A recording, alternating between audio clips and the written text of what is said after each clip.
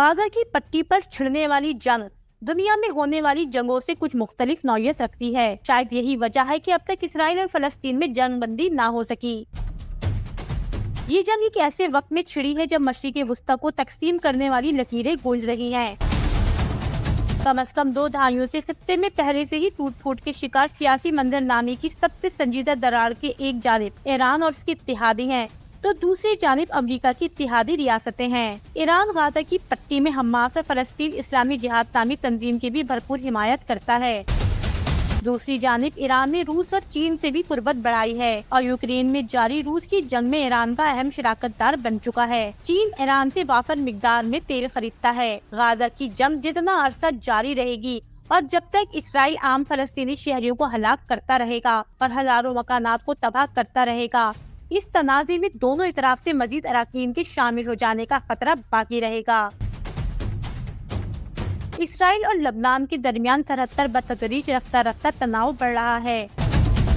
America ने Israel की मुकम्मल हिमायत की है। अगरचे ये बात वाज़ेह है कि अमेरिकी सदर जो बाइडेन इसराइली कार्रवाइयों में इतनी बड़ी तादाद में आम शहरियों की हलाकत से बेचैन है। अमेरिका के तमाम अरब इत्तेहादियों ने इसराइल की मजम्मत करते हुए जंग बंदी का मुतालबा किया है। शुमाली गाजा से लाखों की तादाद में फलस्तीनियों को अपने घरों से फरार होते हुए देखा गया है, जो जुनूब की जानिब मरकजी शाहरा पर पैदल सफर करते भी दिखाई दिए। इन मनाजिर ने 1948 में अरब दुनिया के खिलाफ इसराइल की फतह की याद ताज़ा कर दी है, जब इसराइल ने आज़ादी का ऐलान किया था।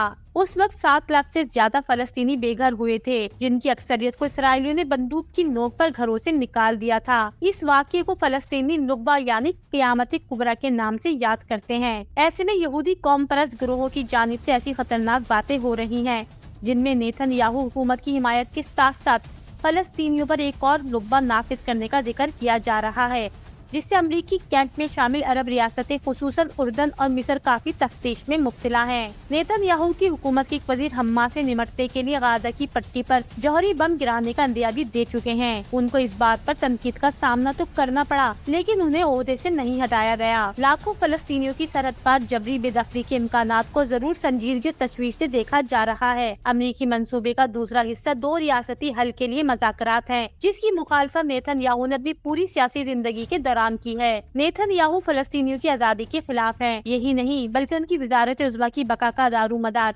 इन यहूदी इंतहा पसंदों की हिमायत पर है, जो ये मानते हैं कि उर्दन दरिया और बहरे रूम के दरमियान का पूरा खित्ता खुदा ने यहूदियों को दिया और इसी इसराइल का हिस्सा होना चाहिए। गाजा की हौलनाक जंग ने इसराइलियों, फलस्तीनियों और उनके ताकतवर दोस्तों को अमन के लिए एक कोशिश करने पर आमादा नहीं किया, तो फिर जंग ही इनका वाहिद मुस्तकबिल होगी और पूरी दुनिया की मईशत इस जंग से मुतासिर हो सकती है। अगर ये कहा जाए तो बेजाना होगा कि कहीं ये जंग आलमी जंग की जानिब न धकेल दी जाए।